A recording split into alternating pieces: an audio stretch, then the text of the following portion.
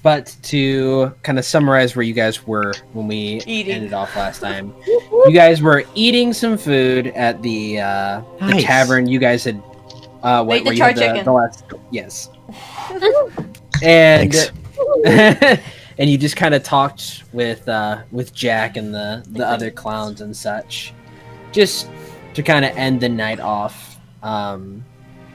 And as we kind of wrapped up, you guys were heading off to like sleep for the night, essentially. Yeah, I need to go bed.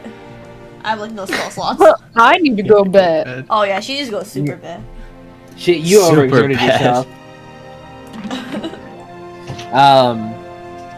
So you all kind of, say your goodbyes to the clowns for the night. They kind of all comically squeeze into a very tiny space and like kind of disappear. Amazing. Back into the pocket dimension. And you guys head off to one of the inns in the street, essentially. You go in, like, it's not very expensive at all. It's like, for all of you, it's like $1 a piece. These aren't like the most like fantastic inns or anything like that, so they're fairly cheap. Okay. But you go inside and just kind of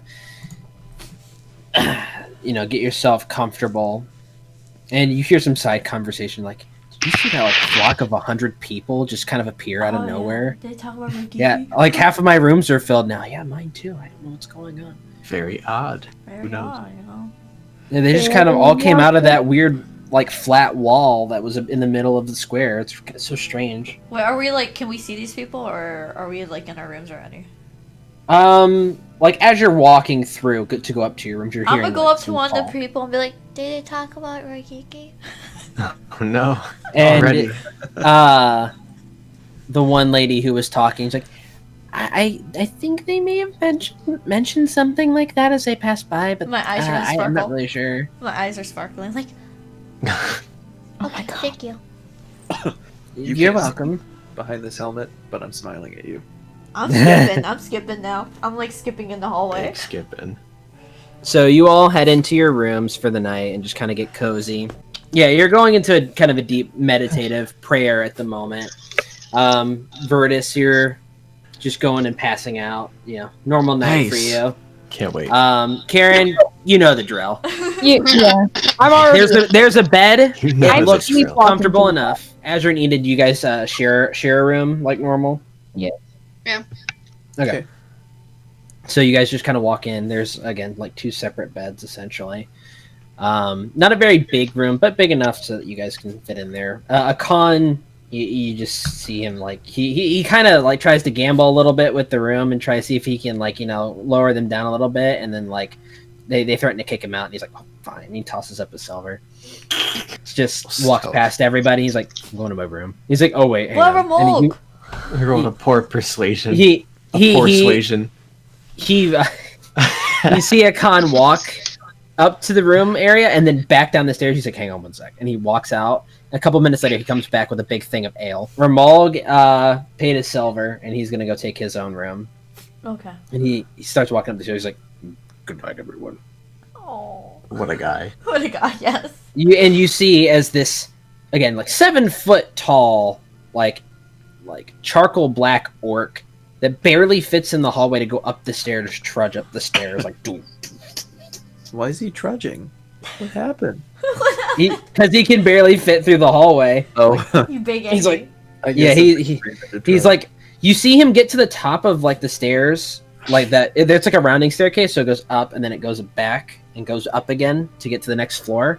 And he gets up to there, and it's so tight that he, like... So he's trying his best, but eventually he makes it up the stairs. He's doing everything he can. The people that are sleeping close to Karen, you can kind of hear her through the walls. Yep. Come on. She's out. It didn't take long either. Like Hikari and Virtus are the first to kind of rouse from their respective quote-unquote slumber. Can I like get up, put my stuff on, and I wanna knock on Azure's door? They're big snoozing. What are you doing? Azure doesn't need sleep. Yeah, Azure doesn't need big snoozing energy right now. I don't really sleep. So I'm going there for Azure. I'm not going for Aiden. Oh, that. Just walk right by. Just be So- like, hey. So you walk up to the door and you just Okay, so I'd pop open the door and at this on a point, mission. what's that? I said I'm on a mission right now. At this point, I'd be in not street clothes exactly, but kind of what he normally wears under the armor, which is just a basic pair of pants and like real messed up kind of simple looking shirt. Looks like it came out of like a real cheap side of a big city. He's kind of pulling back into the shadows a little bit because he's not wearing anything over his face. I'm just like, Azure, can I ask you something? Yeah, just give me just a second here. Hang on. You just kind of step back into the room and you see him reach down and pick up his bandages and just wrap it kind of methodically around his face like he's done it 1,000 He puts his helmet back And on. come back. Hold on, I'm indecent. Dang. Puts it back on. kind of wrapped up like a mummy. And I'm just like, can I come in real quick? I won't wake up Enid. I'm whispering, obviously. Sure, I don't see why not. So I walk I in. sleep like the dead anyway. Oh my god! Wow, that's accurate. So I walk in, and then I basically ask Azure, I'm like, can I touch your hand?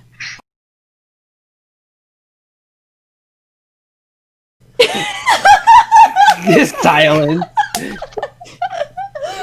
Seamless. The awkward silence killed me. Stare down. Don't usually let people do that. Like, can I just... I don't even She'll be like, I want to learn more about you. She's trying her best. Okay. So he would let me? Yeah. Okay, I just so reached out my- she begins to, grab his hand, and then she starts saying verbal components to a spell, and and Senpai knows what spell I'm casting. I'm not gonna tell him exactly because I don't want to hype it up too much and then die or something. So let's go. Doesn't die. Wait a minute. So I'm gonna And then cast my spell because it requires touch. So She's just like, let me try this, and then grabs his hand and she it combusts. Die. just falls over. Dies. So you take his hand and you begin trying to do your best to cast the spell you're trying to cast. And at first, you have the sense that you're in the room holding his hand there for a second, and then all of a sudden that kind of fades, oh, and you're kind of surrounded in just darkness. It's not like it's oppressive, but it's Okay. just like someone turned out all the lights, Yeah. but it's unnaturally so. Yeah. As you're kind of holding on to his hand, you kind of feel like you're being like pulled towards something. okay, And as you're going forward, in your mind what you're trying to do. yes, And it's like you're trying to move forward. It's like trying to swim blindly. Yeah. It's hard. And you're trying to comb through it and just maneuver and go forward. And eventually, the deeper you're going, the more oppressive this feeling is getting. oof, Ricky, can you please? It's getting a bit sickly. Like you're not feeling very well as you're getting closer and closer. I would keep. It trudging almost on. feel like you're not able to breathe. Like you can breathe. Like your physical body is able to breathe in and get clean air, but right now it doesn't feel like you're able to do that. And as you draw a little bit closer, it's like you hit a wall. Just Ow. in that moment, you just hear a voice come into your mind, Oh god, I'm used to voices in my mind's fine. and you hear the voice say, "It's not going to be that easy." Am I aware of any of this? So as this is going on, you're also in your mind, you're able to kind of feel the darkness kind of come over your eyes a bit. Kind of, it's almost like, have you ever stared in a room that's really, really dark, but not completely yet, and it kind of feels like your vision fades around you a bit? Yep. It's essentially like that encroaching darkness coming over your eyes. And as it does, Is this a familiar? Like, is this the same kind of feeling that I felt before? So, as you're sitting there, it's kind of like you feel almost kind of closed off. in a sense. Not that you're closing yourself off, but something is closing you off. Like you're alone, but not by choice, in the confines of your own mind.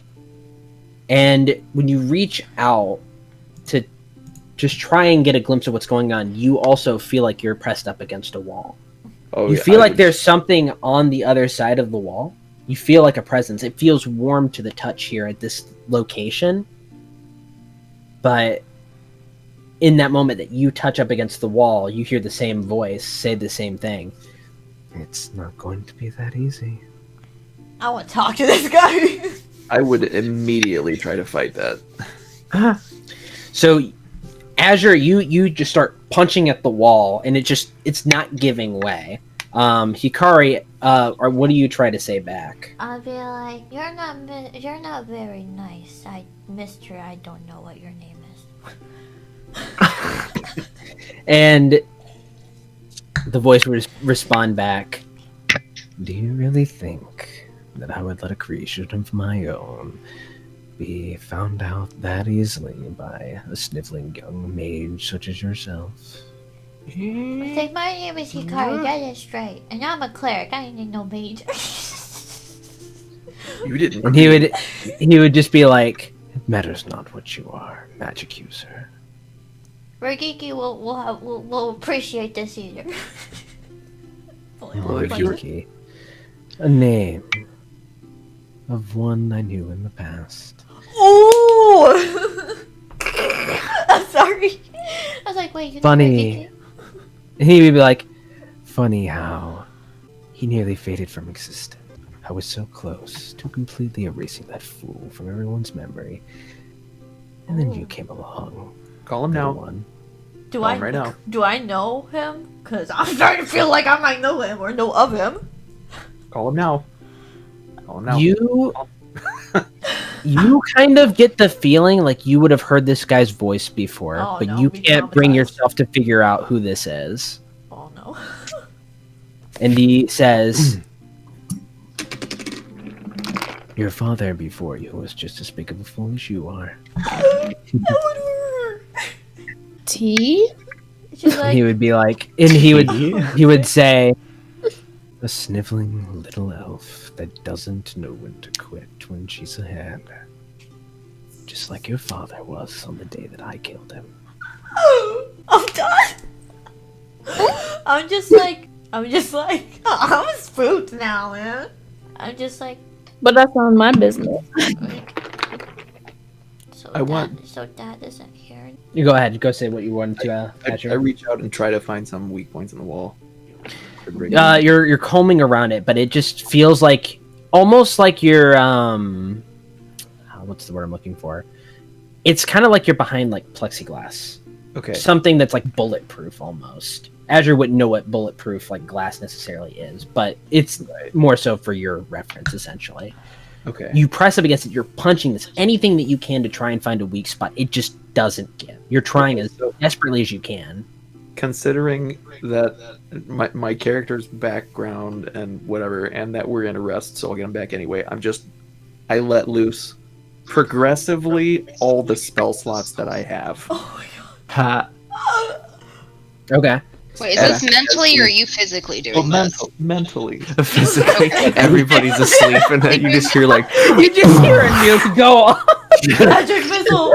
Just as he starts just panicking, put out, every spell that I know. Shatter, 4 darts of magic missile, both hands of burning hands flaming out at this thing, and just swinging a flaming sword, trying to get this thing out of here.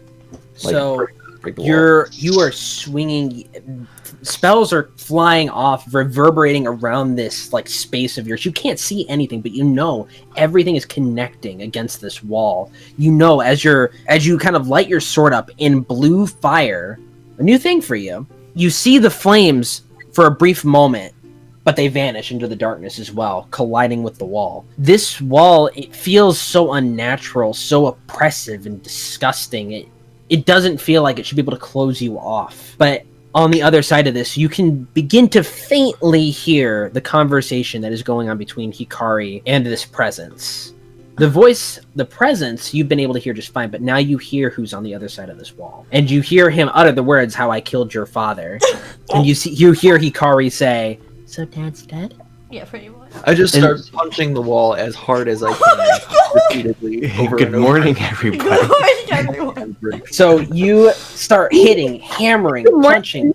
You feel like you don't have the sense of like, it's been so foreign to you, but you feel as if you're rending the flesh off of your knuckles, beating into this wall. Yeah. And you feel a warm sensation, as if there's blood trickling down your knuckles.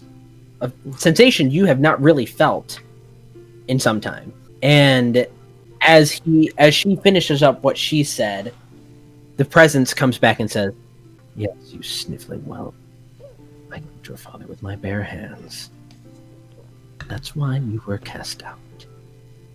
Like the vermin you are, I made you run." Big sad. And he says, "You're lucky I had mercy on you and didn't have you watch it with your own eyes. I'm just looking down Sniffling now. whelp of a daughter of a man who couldn't do a single thing to help." As he watched helplessly as his daughter was cast out. Negative dunk. That's not good.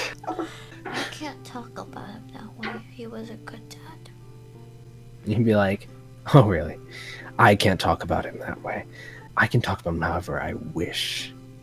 Little one, you have no power to stop me. And you never will. You've overcome quite a lot of what I've thrown at you over this past month and a half. But there's quite a lot of time for that to be remedied." She'll be like, hold on for a second. She's like, "I'm not alone anymore. I have friends. We'll get through it." Ah, yes. Your wonderful friends.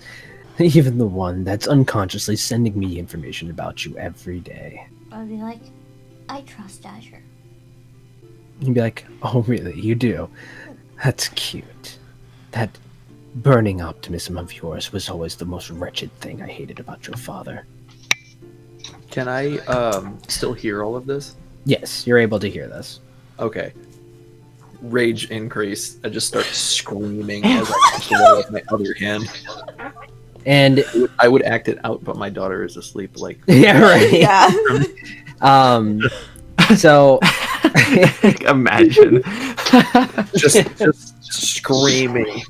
Leave her alone. Back off. She has nothing to do with this.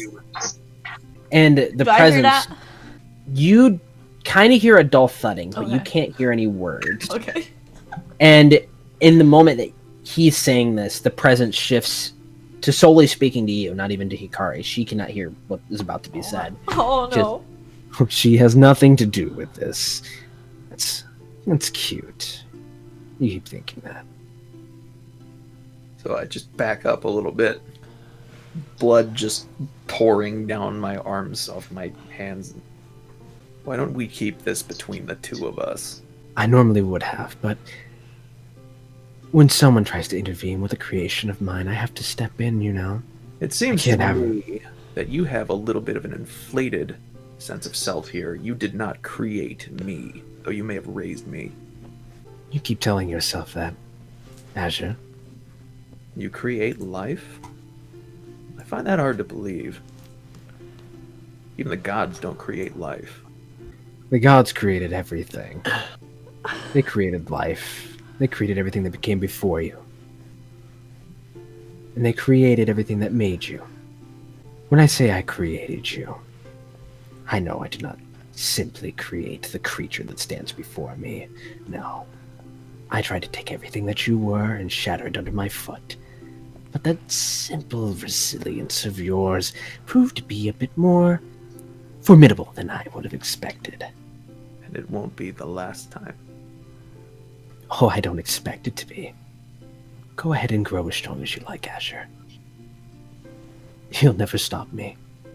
And the moment you think that you will, I will take every sense of self from you, strip it away until you are nothing but the zombie that you already are, and you will serve me as a mindless puppet for the rest of eternity.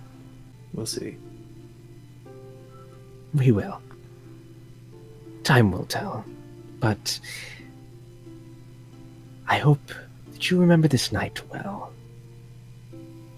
Remember this hopeless isolation that you feel, the blood running down those knuckles of yours.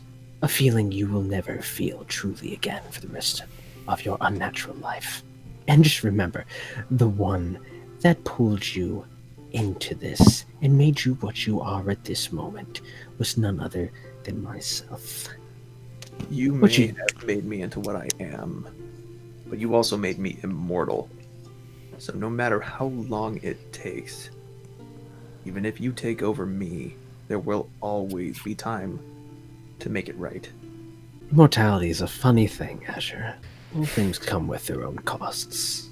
I wonder if you'll be able to pay it when time comes. For now, I need to go release the little one from this realm of isolation. Can't have her getting too close now, can I? Can I reach out and just try to keep this, whatever instance is going on here, intact?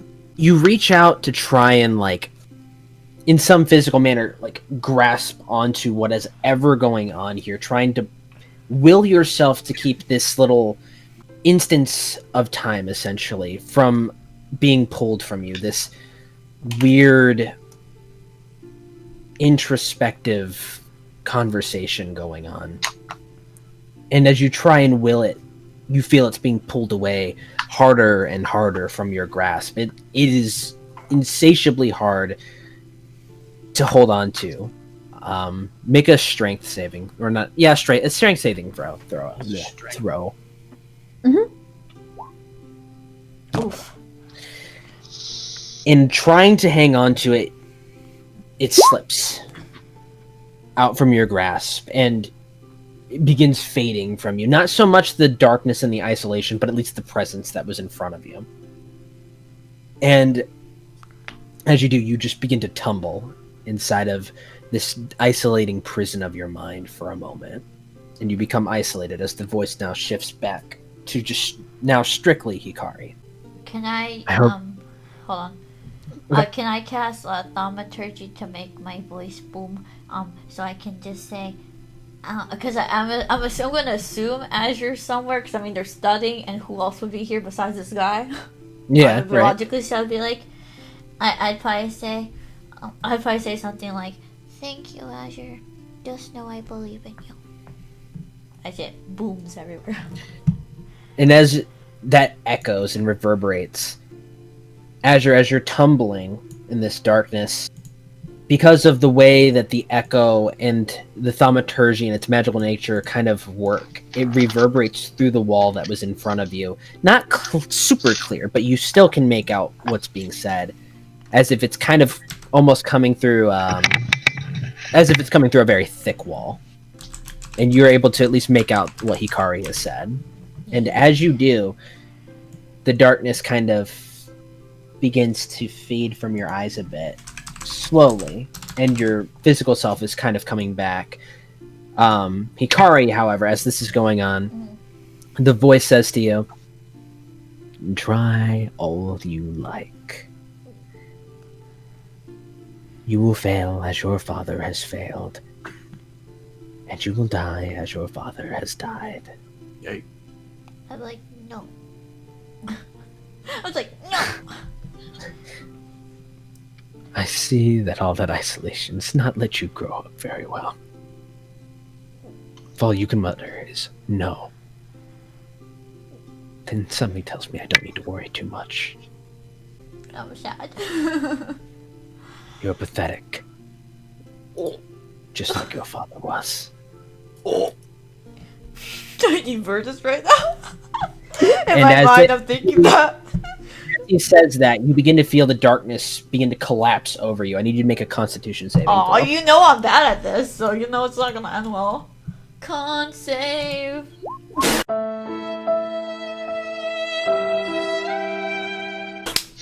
Natural one. Oh Oh. my The darkness. I'm God. sad. Verdus, you're not darkness- here. You made 2 nats. Yeah, like the opposite ends of the dice, right? Oh my god. So, The darkness has You guys now are begun gonna to people up a little smother bit. and suffocate you, and you are finding it very hard to breathe. And in this moment, Azure, the darkness is now kind of gone from your eyes, and you see Hikari now kind of laying, not necessarily lifeless, but like unconscious in your arms. I knew this was gonna happen. I don't want to like hype it up too much and then die or something. So Said as the darkness kind of uncovers your eyes, you see Hikari now in your arms, unconscious from all that. I died. And is this... So we're back in the room now? Yeah, you're back in the room actually now. Okay. I just kind of look over, try to see anything obvious, anything that I can do to kind of wake her up, other than being like physical. Within the room, not necessarily anything. Like, you can't really do any like healing or anything to wake her up, other than like try and shake her or gently Medicine like smack check. her. You don't want me to do that. He's like, you don't want me. You can try. That one kills me. You do know that at the very least, Virtus is a paladin. I pick up Hikari in my arms, carry her down the hallway, and kick down Virtus's door. Oh yes. You just Virtus, you're kind of in there, just slowly kind of getting out of your trance. And you just Coming in anyway. How does Virtus react to that? I'm just eyes attention head towards the door that just got kicked down, It's like, hey, friends. and I stand up. I'm like, whoa, hey now. I run into the room, just kind of in a trying to keep my composure, but borderline panic, which is why I kicked the door down. I need help. Fair enough. Just kneel down next to you and hold her out. I don't know what to do. I don't know what to do. So I'm like visibly confused, Yeah. and I'm like, all right. I take Hikari. I take her. So I'm just holding her, and now I'm like, what's going on here? I have no idea. We had some kind of... I don't sleep, but we had some kind of shared hallucination, and when we came to, she was unconscious. I need help. Okay. Virtus on the job. On the job. As soon as he's told that, he's panicking too now. Medicine check. I'm like visibly sweating. I'm like half awake. My door got kicked down, and he's freaking out. So now I'm sitting here like this. Yeah. So I'm like, oh. Okay, can I try a lay on hands Yeah, you can. to see if it's like a health thing? Yeah. All right, let's try that. So you reach out, and how many points of this are you using? Just like one? All of it. You reach out, and you 35. you take your hand and you place it over Hikari's head, and you put all of your like Clear. holy like radiant energy into this. Like, you need to wake up like right now, kind of. Clear. And you're just so as you do this, This is my Azure, lay on you- hands. This is me. Yes. So Azure, as you're kind of sitting there, you see just radiant energy begin to kind of bubble out from Virtus's hand, just this very bright, very warm and calming light.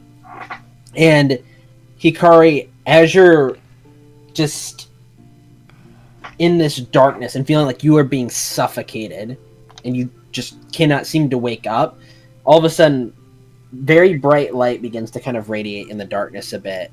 And you just kind of hear Virtus like, hey, you need to wake up, okay? And eventually the darkness kind of fades off, and Hikari, you get up like trying to breathe. You breathe in, the lay on hands fully healing Hikari as she had fallen to no hit points. I just look at Virtus. And I'm like, hello, Virtus. I'm just like, hey. I'm just like, wakey, what's going on?